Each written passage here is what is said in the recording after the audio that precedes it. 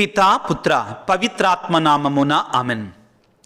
క్రీస్తునాథుని యందు మిక్కిలి ప్రియ సహోదరి సహోదరులారా, క్రీస్తునాథుని యొక్క శిలువ మరణం, శిలువ శిక్ష అనేటువంటిది ప్రతి మానవుని కూడా కదిలించి కరిగించేటువంటి సన్నివేశం. ఈ క్రీస్తు ప్రభు యొక్క శిలువ మరణం అనేటువంటిది సకల మానవాళికి నిస్సందేహంగా రక్షణను కొని తెచ్చినటువంటి ఒక అద్భుతమైనటువంటి సంఘటన. క్రీస్తు ప్రభు యొక్క మరణం విషయంలో అనేక రకాలైనటువంటి కార్యాలు జరిగాయి. ప్రతి కార్యానికి కూడా ఒక పరమార్థం ఉంది,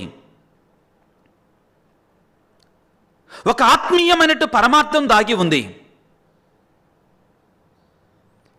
క్రీస్తు ప్రభువుని స్వయంగా తన శిష్యులలో ఒకడైనటువంటి యూదా ఇస్కారియోతే ఒక ముద్దుతో పట్టించాడు.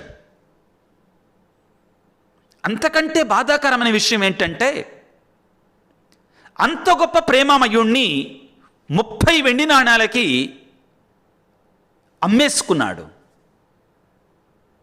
ప్రభునందు ప్రియులారా, యేసు ప్రభువుని యూదా ఇస్కారియోతు 30 వెండి నాణాలకి అమ్మివేయటంలో ఉన్న పరమార్థం ఏంటి తెలుసుకోవటానికి ప్రయత్నం చేద్దాం.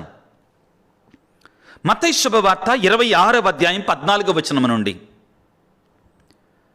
12లో ఒకడగు యూదా ఇస్కారియోతు ప్రధానార్చకుల యొద్దకు ఏగి వారితో, నేను ఆయనను మీకు అప్పగించినడలా మీరు నాకేమిత్తురు అని అడిగాను. వారు అతనికి 30 వెండి నాణెములు ఇచ్చిరి. అప్పటి నుండి వాడు ఆయనను అప్పగింప తగిన సమయముకై వేచి ఉండెను. క్రీస్తునాథుని యందు మిక్కిలి ప్రియులకు సహోదరి సహోదరులారా, ఏరికోరి ఎన్నుకున్నటువంటి 12 మంది అపోస్తలులలో ఒకడు యూదా ఇస్కారియోతు. 3.5 సంవత్సరాల పాటు ఆ కరుణామయిని, ఆ ప్రేమామయిని యొక్క అద్భుతాలు చూశాడు. ఆయన బోధించినటువంటి దేవుని యొక్క సందేశాన్ని చూశాడు. ఆయన పారద్రోలినటువంటి సైతాను శక్తిని ఆయన కళ్ళారా చూశాడు. అయినా కానీ హృదయం పాపానికి బానిసైపోయినప్పుడు, మనిషి సైతానికి లోబడినప్పుడు కళ్ళు పొరలగమ్ముతాయి. సత్యాన్ని, మంచిని చూడలేరు. దారుణాతి దారుణంగా తన గురువునే ప్రియులారా 30 వెండి నాణాలకి నిర్దాక్షిణ్యంగా అమ్ముకుంటున్నాడు. ధనం పిచ్చి పడితే మానవుడు ఎంతవరకు వెళతాడు అనే దానికి ఇది ఒక నిదర్శనం ప్రియులారా. అన్నట్లుగానే డబ్బు తీసుకున్నప్పుడు చేసుకున్న వాగ్దానం ప్రకారమే ఆ 30 వెండి నాణాలకి యూదా ఇస్కారియోతు యేసు ప్రభువుని పట్టిస్తున్నాడు. మత్తయి శుభవార్త 26వ అధ్యాయము 48వ వచనములో యూదా ఇస్కారియోతు ఆ మత పెద్దలతో, సైనికులతో ఈ విధంగా అంటున్నాడు, నేను ఎవరిని ముద్దు పెట్టుకొందునో అతడే ఆయన, అతని పట్టి బంధింపుడు అని వారికి ఆ గురుద్రోహి ఒక గురుతు చెప్పాను. వెంటనే అతడు యేసును సమీపించి, బోధకుడా శుభమగునుగాక అని ఆయనను ముద్దు పెట్టుకొనెను. అప్పుడు యేసు వానితో, స్నేహితుడా నీవు వచ్చిన పనిని కానిమ్ము అని చెప్పగా వారు ఆయనను పట్టుకొని బంధించరి. ప్రియులకు దేవుని బిడ్డలారా, తన యొక్క శిష్యుడు, తాను ప్రేమించినటువంటి వాడు, తన దగ్గర ఉండటానికి తాను ఎంతో ప్రేమతో అవకాశం ఇచ్చినటువంటి ఆ యూదా ఇస్కారియోతే తనను ముద్దుతో అప్పగించబోతున్నాడు, అప్పుడు ముద్దు పెట్టుకొని అప్పగిస్తున్నాడు అని తెలిసినా కానీ క్రీస్తులో మాత్రం ఏమాత్రం తేడా లేదండి. క్రీస్తు ప్రభు యొక్క ప్రేమలో ఇసుమంతైనా కానీ తరిగింపు లేదు ప్రిలారా. ముద్దు పెట్టుకొని బోధకుడా శుభమగునుగాక అని పలికితే యేసు ప్రభు ఏమన్నాడంటే, స్నేహితుడా, నీవు వచ్చిన పనిని కానిమ్ము అని యేసు వానితో చెప్పాను. క్రీస్తునందు మిక్కిలి ప్రియులకు సహోదరి సహోదరులారా, మనకి జరగబోయే అన్యాయము, అక్రమము, ద్రోహం అనేటి మనకు తెలియకపోతే ఒక ఎత్తు, కానీ మనకి ముందే తెలిస్తే ద్రోహి మన దగ్గరికి వస్తుంటే, అది జరుగుతుంటే మన హృదయం ఇంకా ఎంతగా కలచివేస్తుంది. ముందుగా ప్రియులారా, యూదా ఇస్కారియోతు ఈ 30 వెండి నాణాలకి ఎందుకు యేసు ప్రభుని అమ్ముకున్నాడు? ఈ 30 వెండి నాణాలకి కారణం తెలుసుకోవటానికి ప్రయత్నం చేద్దాం. బైబిల్ గ్రంథ పండితులు ఏమని చెప్తారంటే, యూదా ఇస్కారియోతు ధన వ్యామోహం విపరీతంగా ఉన్నటువంటి మనిషి. ధన వ్యామోహం విపరీతంగా ఉన్నటువంటి మనిషి. ఇది మనకి బైబిల్లో కూడా చాలా స్పష్టంగా కనబడుతుంది ప్రియులారా. యోహాను సువార్త 12వ అధ్యాయములో లాజరు మరణించి లేపబడిన తరువాత కృతజ్ఞతగా తమ సహోదరుడు మరణించాడు, ఇప్పుడు లేచాడు కాబట్టి కృతజ్ఞతగా ఒక విందును సిద్ధం చేశారు లాజరు ఇంటి దగ్గర. ఆ సమయంలో ఒక సంఘటన జరుగుతుంది. ఆ సంఘటనను మనం చదివినప్పుడు, ఆలకించినప్పుడు స్పష్టంగా మనకు తెలిసిపోతుంది, యూదా ఇస్కారియోతు ధన వ్యామోహముతో కళ్ళు బైర్లు గమ్మినటువంటి ఒక అత్యాశపరుడు, దురాశపరుడు. యోహాను సువార్త 12వ అధ్యాయము 1వ వచనం నుండి, పాస్కా పండుగకు 6 దినముల ముందుగా యేసు బెతానియాకు వచ్చెను. అది మృతులలో నుండి లేపబడినటువంటి లాజరు స్వగ్రామము. అక్కడ యేసుకు విందు చేయబడెను. మార్తమ్మ పరిచర్యలు చేయుచుండెను, లాజరు పంక్తిలో కూర్చుండెను. ఈ సంఘటన లాజరు లేపబడిన వెంటనే జరుగుతుంది కాబట్టి ఇది ఖచ్చితంగా ఒక కృతజ్ఞతా పండగ, విందు అని మనం చెప్పుకోవాలి. అప్పుడు ఏం జరుగుతుంది? ఒక ముఖ్యమైన సంఘటన జరుగుతుంది. లాజరుకు ఉన్నట్టు 2 సోదరులలో ఒకరు మార్తమ్మ, మరొకరు మరియమ్మ. మరియమ్మ ఏం చేస్తుందో చూద్దాం 3వ వచనంలో, యోహాను సువార్త 12వ అధ్యాయం.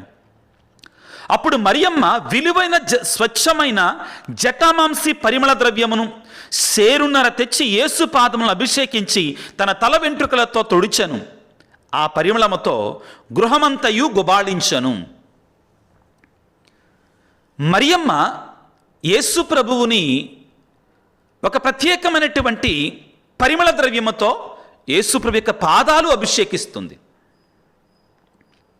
తర్వాత జరిగిన సంఘటన, అంతటా శిష్యులలో ఒకడు ఆయనను పట్టింపనున్న యూదా ఇస్కారియోతు ఈ పరిమళ ద్రవ్యము 300 దీనారములకు అమ్మి పేదలకు ఇయ్యకూడదా? ఎంత మంచి మాట చెప్తున్నాడండి యూదా ఇస్కారియోతు. పేదల గురించి ఎంతో, పేదల మీద ప్రేమ ఉన్నటువంటి వాడు యూదా ఇస్కారియోతు. అయితే వాక్యం వివరిస్తుంది అతను ఎందుకన్నాడు ఈ మాటని. అతడు పేదల పట్ల జాలితో ఇట్లా అనలేదు. ఎలయన వాడు ఒక దొంగ. వాక్యం ఆ విధంగా చెప్తుంది. తన వద్దనున్న డబ్బులు సంచి నుండి దొంగిలించుచుండెను. తన దగ్గరున్న డబ్బులు సంచిలో నుంచి దొంగిలిస్తున్నాడు. బైబిల్ను మనం లోతుగా చదివితే అర్థమయ్యేది ఏంటంటే, ఆ 12 మంది శిష్యుల యొక్క బాగోగులు చూసుకోవటానికి కాస్తో కూస్తో వచ్చినటువంటి ధనాన్ని ఈ యూదా ఇస్కారియోతు నడిపించేవాడు. ట్రెజరర్ అంటారు కదా, కోశాధికారి. ఆ ఉన్న వాళ్ళలో అతనికి దొంగ చేతికే తాళాలు వచ్చినాయి. కానీ విపరీతమైన దురాశతోటి నింపబడ్డాడు. దురాశ, ధనాశ ఎంత భయంకరమైనటువంటిదో యూదా ఇస్కారియోతు మనకు నేర్పిస్తున్నాడు. దీనిని గురించి పౌలు తిమోతికి రాస్తున్నటువంటి మొదటి లేఖలో 6వ అధ్యాయం ఈ విధంగా సెలవిస్తుంది.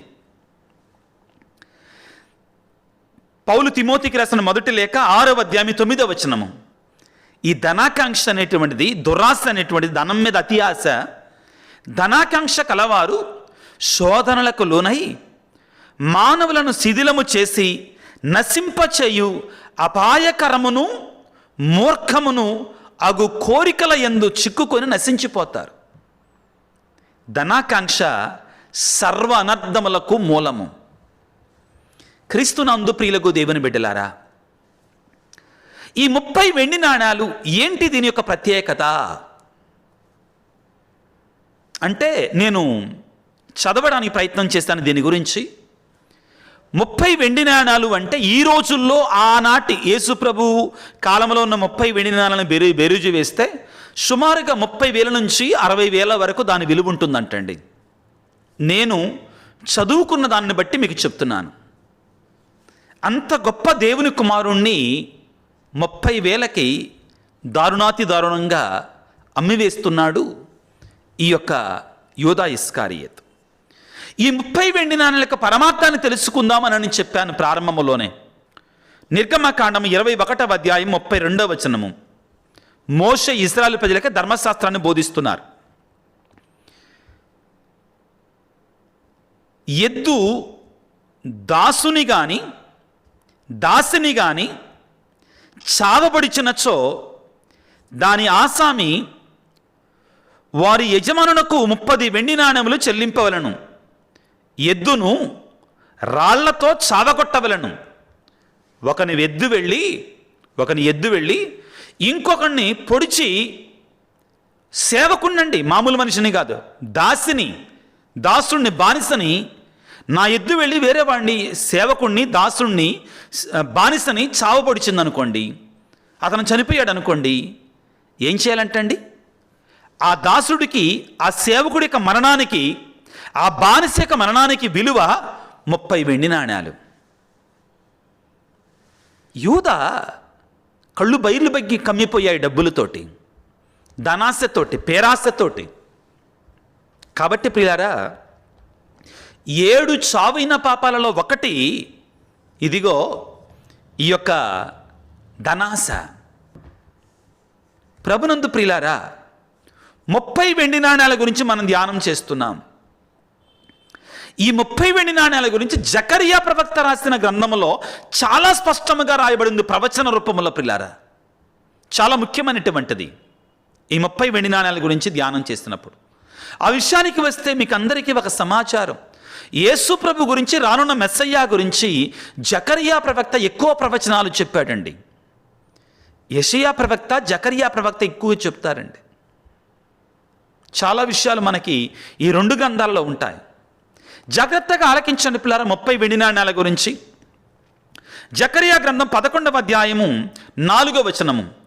నా ప్రభు అయిన దేవుడు నాతో ఇట్లు చెప్పెను, నీవు చావునకు గురి కానున్న గొర్రెల కాపరి వలె వ్యవహరింపుము. చావునకు, మరణానికి గురి అవ్వబోతున్నటువంటి గొర్రెల కాపరిలాగా నువ్వు వ్యవహరించాలి.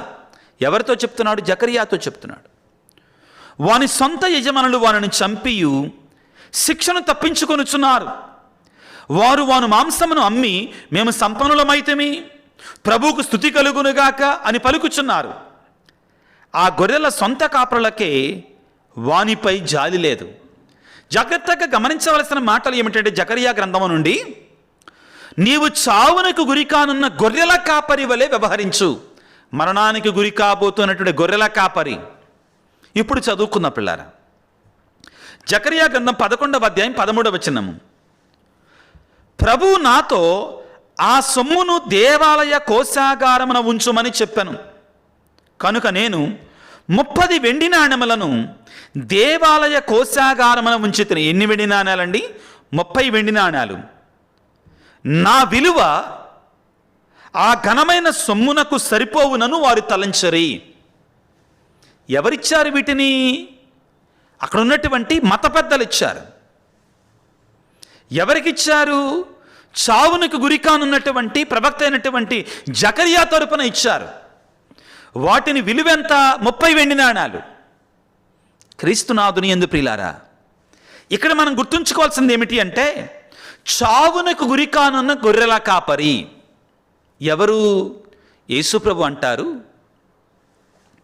యోహాను సువార్త 10వ అధ్యాయం, నేను మంచి కాపరిని, నా గొర్రెలు నా స్వరమును వినును, నేను నా గొర్రెల కొరకే ప్రాణం పెడుదును.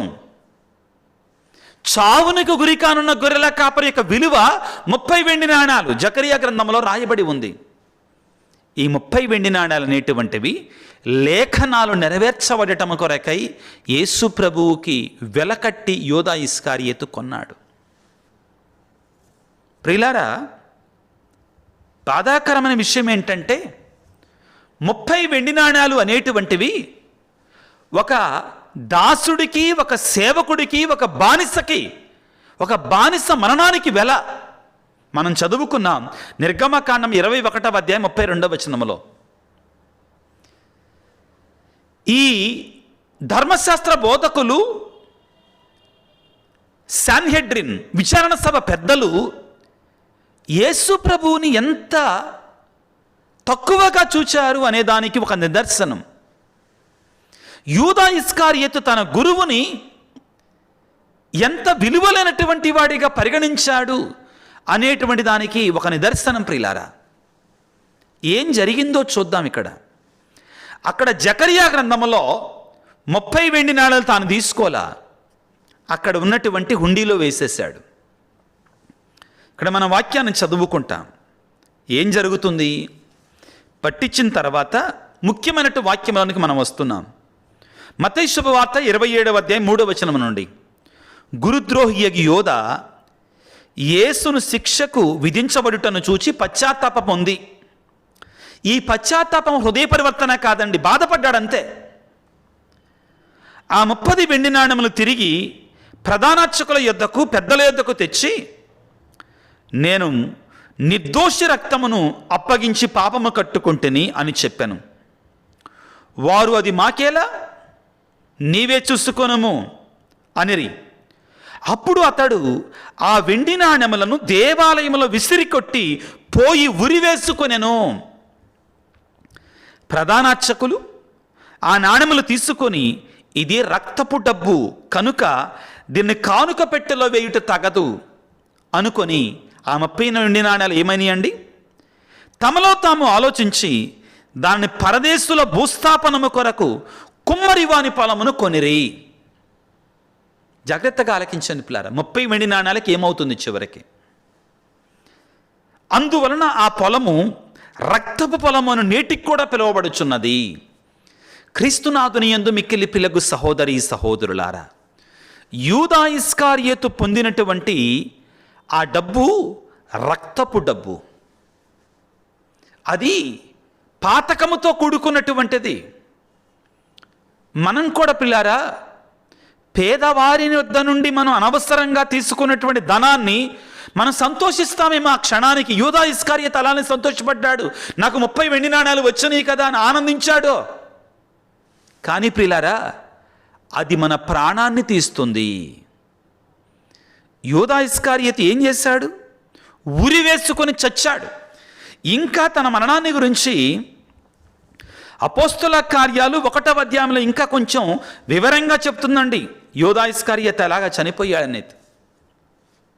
అపోస్తుల కార్యాలు 1వ అధ్యాయం 18వ వచనములో, యూదా ఇస్కారియేతు గురుద్రోహం వలన సంపాదించిన రోకలతో, యూదా ఇస్కారియేతు గురుద్రోహం వలన సంపాదించినటువంటి రోకలతో, డబ్బుతో, ఆ 30 వెండి నాణ్యాలతో ఒక పొలము కొనెను.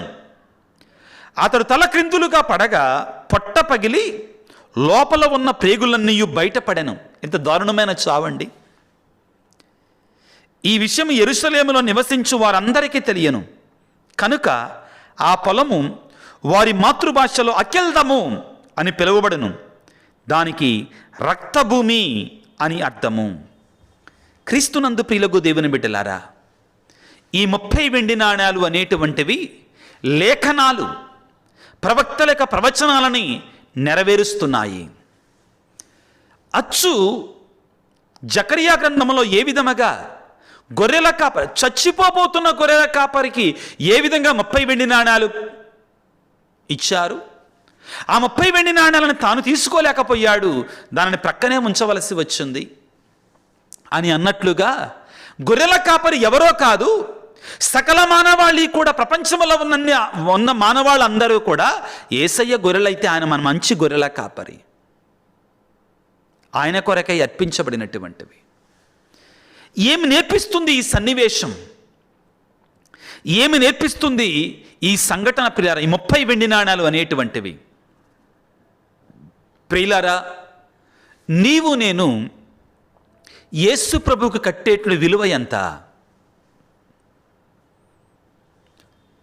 యూదా ఇస్కారియోతు ఒక బానిసకి ఇచ్చే విలువనిచ్చాడు యేసు ప్రభువుకి, ఒక సేవకుడికి ఇచ్చేటువంటి విలువనిచ్చాడు యేసు ప్రభువుకి. అయితే అది కూడా లేఖనాల నెరవేర్పే. యెషయా గ్రంథములో బాధామయ సేవకుడి గురించి మాట్లాడతారు. బాధామయ సేవకుడు ఎవరో కాదు, రానున్న మెస్సయ్యానే. ఫిలిప్పీ పత్రిక 2వ అధ్యాయం 7వ వచనములో ఆయన ఒక సేవకుని రూపమును దాల్చి శిలువ మరణం వరకు విధేయుడయ్యాడు. సేవకుడిగా తనను తాను పోల్చుకుంటాడు. అది కూడా లేఖనాల నెరవేర్పే. క్రీస్తునందు మిక్కిలి ప్రియులకు దేవుని బిడ్డలారా, నీ జీవితంలో నా జీవితంలో క్రీస్తు ప్రభు యొక్క విలువ ఎంత? ఈరోజు మనం అనుకోవచ్చు, ఈ వాక్యాన్ని ఆలకిస్తున్నప్పుడు, అమ్మో యూదా ఇస్కారియోతు ఇంత దారుణానికి ఒడిగట్టాడా? 30 వెండి నాణాలకి గురువుని, దైవ కుమారుణ్ణి అమ్మేసుకున్నాడా అని మనం అనుకోవచ్చు. కానీ ప్రియులారా, ప్రార్థనకి బదులుగా సినిమాకి విలువిచ్చినప్పుడు యేసు ప్రభువుని ఆ సినిమాకి ఇచ్చే విలువ కూడా మనం ఇవ్వటం లేదే. ఆదివారపు పూజకు బదులుగా మీ ప్రయాణానికి విలువిచ్చినప్పుడు యేసు ప్రభువు కంటే ప్రయాణానికి ఎక్కువ విలువిస్తున్నాం కదా. దేవుని యొక్క సాన్నిధ్యానికి బదులుగా మన ముచ్చట్లకి ఎక్కువ ప్రాధాన్యతనిచ్చినప్పుడు పనికిరానటువంటి పాపముతో కూడుకున్నటువంటి వాటికి ఎక్కువ విలువిస్తున్నాం కదా యేసయ్య కంటే కూడా. నీతి, న్యాయం, ధర్మం గురించి మనం పాటించవలసిన క్రైస్తవులం అన్యాయంగా అక్రమంగా ధనాన్ని సంపాదించాలి అనుకున్నప్పుడు ఆ అన్యాయము ద్వారా, అక్రమము ద్వారా మనం కూడా యేసు ప్రభువుని నమ్ముకోవటం లేదా? యేసయ్య యొక్క సత్యాన్ని, యేసయ్య యొక్క 10 ఆజ్ఞలని, ధర్మశాస్త్రాన్ని మనం అమ్ముకోవటం లేదా? ఈ శ్రమల కాలములో క్రీస్తు మరణాన్ని ధ్యానం చేస్తుండగా నీవు నేను చేస్తున్నటువంటిది ఏమిటి? మనలో కూడా ఒక తెలియనటువంటి యూదా ఇస్కారియోతు లేడా? మనం దినదినము అనుదినం మన పాపాల ద్వారా ఆ యేసు ప్రభుని అమ్మటం లేదా? ఏ పాడు పని చేసైనా కానీ ధనాన్ని సంపాదించాలి, ఏ మోసం చేసైనా ధనాన్ని సంపాదించాలి అని అనుకుంటున్నప్పుడు మనం ప్రియులారా యేసు ప్రభుని అమ్మివేయటం లేదా? ప్రియులకు దేవుని బిడ్డలారా, యూదా ఇస్కారియోతు యేసు ప్రభుని అమ్మి తన రక్షణ కోల్పోయాడు, తన వినాశనాన్ని కొని తెచ్చుకున్నాడు. దారుణాతి దారుణంగా తనను తాను ఉరేసుకొని చనిపోయాడు. ప్రియులారా, యేసు ప్రభువుతోటే ఉన్నాడు, యేసు ప్రభుతోటే తిరిగాడు, యేసు ప్రభు చేసిన ప్రతి కార్యాన్ని చూశాడు, కానీ రక్షణ పొందుకోలా. నీవు నేను ఏ విధముగా ఉన్నాం? ఈ తపస్సు కాలంలోనైనా క్రీస్తు మరణాన్ని ధ్యానిస్తూ ఉండగా ఒకసారి కాపోయినా ఒకసారైనా కానీ మనలో మన మనసు చివుక్కుమని మారు మనసు పొంది హృదయ పరివర్తన చెంది దేవుని సన్నిధికి వచ్చి మన పాపాన్ని విడిచిపెట్టడానికి ప్రయత్నం చేద్దాము. ముఖ్యంగా 7 చావిన పాపాలలో ఒకటైనటువంటిది ధనాశ, దురాశ అనేటువంటి ఆ చావైన పాపానికి విడిచిపెట్టడానికి ప్రయత్నం చేద్దామా? తిమోతి పత్రికలో పలికినట్లుగా ప్రతిసారి మనం ఈ ధనం వెంట దురాశతో, అతి ఆశతో, నేను మాట్లాడేది బ్రతకడానికి మనకు కావాలి, అత్యాశతో మనం వెళుతున్నప్పుడు ప్రియులారా, మోసాలు చేస్తున్నప్పుడు, అధర్మంగా అన్యాయంగా పీడిస్తున్నప్పుడు క్రీస్తును మనం అక్కడ సిలువేస్తున్నాం, ముద్దుతో అప్పగిస్తున్నాం. ప్రభువును వేడుకుందాం, దేవా నేను ఈలోక సంపద కొరకై నిన్ను అమ్ముకోకుండా నన్ను కాపాడు నాయన. నువ్వు ఏ విధంగా ఆ 3 శోధనలలో ఒకటి, సాతాను నీకు సంపదలను చూపించి నేను వీటినన్నిటిని నీకు ఇస్తాను, నీవు నన్ను ఆరాధించని పలికాడు. కానీ నువ్వు లొంగలేదయ్యా. మాకు కూడా ఆ శక్తినివయ్యా. ఈ శ్రమల కాలమును నీ మరణాన్ని ధ్యానం చేస్తుండగా, నీ పాటులను జ్ఞాపకం చేస్తుండగా, నీ జీవితంలో ఆ శ్రమల సమయంలో జరిగినటువంటి ప్రతి విషయాన్ని క్షుణ్ణంగా పరిశీలిస్తుండగా, పరిశోధిస్తుండగా, ఆత్మీయంగా ధ్యానం చేస్తుండగా మాలో ఉన్నటువంటి పాపాన్ని విడిచి పరిశుద్ధత వైపు నడవడానికి కావాల్సిన శక్తిని దయచేయి తండ్రి అని తలల వంచి ప్రార్థన చేసుకుందాం. సర్వశక్తిమంతుడా, సర్వోన్నతుడా, ప్రేమామయుడా, ఈనాడు యూదా ఇస్కారియోతు ఏ రీతిగా నిన్ను 30 వెండి నాణ్యాలకి దారుణంగా అమ్ముకున్నాడు, తద్వారా నీ చెంతనే ఉన్నటువంటి యూదా ఇస్కారియోతు రక్షణను కోల్పోయి విరివేసుకొని పొట్ట పగిలి పేగులు బయటపడి చచ్చిపోయాడు. అటు ఆత్మీయంగా మరణించాడు, ఇటు శారీరకంగా దారుణంగా మరణించాడు. కానీ ఈ 30 వెండి నాణ్యాలు అనేటువంటివి లేఖనాల నెరవేర్పు, ప్రవచనాలకి పరిపూర్ణత చేకూరుస్తున్నాయి అనే సత్యాన్ని మీరు తెలియజేశారు. నీ మరణములో ప్రభువా ఏ ఒక్క సంఘటన కూడా యాదృచ్ఛికంగా జరిగింది కాదు, అది దైవ ప్రణాళిక. అయినను నిన్ను అమ్మినటువంటి యూదా ఇస్కారియోతును కూడా స్నేహితుడా నీ వచ్చిన పనిని కానిమ్ము అని నీ ప్రేమని, నీ క్షమను నువ్వు చాటుకున్నావు. దేవా, నా జీవితంలో ప్రభువా వివిధ రకాలైన పాపాలతోటి, ద్రోహాలతోటి నేను అమ్ముకున్నానయ్యా. ఇది నిజం, నన్ను క్షమించు. నీ శిలువ రక్తముతో నన్ను శుద్ధి చేయి. యూదా ఇస్కారియోతు వలె పశ్చాత్తాపము లేకుండా, హృదయ పరివర్తన లేకుండా, నీ చెంతకు తిరిగి రాకుండా వెళ్ళి మరణించినట్లుగా కాకుండా నా పాపాన్ని నీ సన్నిధికి వచ్చి అంగీకరించుకొని హృదయ పరివర్తన చెంది మారు మనసు పొంది నీ వద్దకు వచ్చి పశ్చాత్తాపడి మారు మనసు పొంది నీ వలన క్షమాపణ పొందుకునేలాగా నన్ను దీవించండి. గడిచిన కాలములో వివిధ రూపాలలో, వివిధ కార్యాల ద్వారా, వివిధ ఆశలకి, ధనాశకు నేను లోనైపోయి నీ సాన్నిధ్యాన్ని అమ్ముకున్నాను, నీ దీవెనలను అమ్ముకున్నాను ప్రభువా. వాటన్నిటికీ నిండు హృదయముతో, పూర్ణ మనస్సుతో పశ్చాత్తాపడుతున్నాను. పేతురుపై చూపించినటువంటి క్షమాపణని నాపై చూపించు తండ్రి. నన్ను కరుణించు నాయన. నీ కారుణ్యాన్ని నాకు చూపించు తండ్రి. నీవు సిలువలో కాచినటువంటి రక్తము ద్వారా నన్ను శుద్ధినిచ్చేయి ప్రభువా. ధనమని దానవుడనైతేని, ఘనమని గర్విష్ఠినైతేని ప్రభువా. నన్ను క్షమించు తండ్రి. నా పాపాలు మన్నించు నాయన. ఆత్మీయ వినాశనాన్ని కొని తెచ్చుకోక ప్రభువా, నీ వద్దకు తిరిగి వచ్చి కన్నీటితో ప్రభువా నీ క్షమాపణ పొందుకునేలాగా మమ్మ దీవించమని, మమ్మందరినీ ఆశీర్వదించమని మా ప్రభు అయిన క్రీస్తు ద్వారా వేడుకొనుచున్నాము తండ్రి. ఆమెన్. ప్రభువు మీతో ఉందరుగాక, మీ ఆత్మతో ఉందరుగాక. సర్వశక్తి గల సర్వేశ్వరుడు పిత, పుత్ర, పవిత్రాత్మ మిమ్ము మీ కుటుంబాలను చల్లగా దీవించి ఆశీర్వదించి కాపాడుదురుగాక. God bless you. దేవుడు మిమ్ము దీవించుగాక. ఆమెన్.